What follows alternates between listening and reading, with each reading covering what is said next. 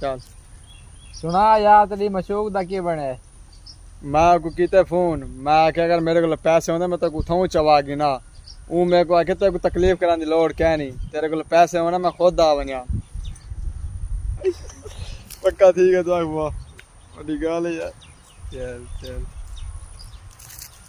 दोबारा सेटिंग करनी पड़ी। चल ठीक है चल। सुना यार तेरी मशूक दा की बने? यार मैं को कीते फोन, मैं आख्या मेरे को पैसे होंदे मैं तो उठाऊं चवा गी ना। मैं आख्या तेरे को तकलीफ कराने दी लोड़ क्या नहीं, तेरे को पैसे होना तो मैं खुद चली आवा। बस वाला गुरबत है, हुन क्या कर सकते हैं।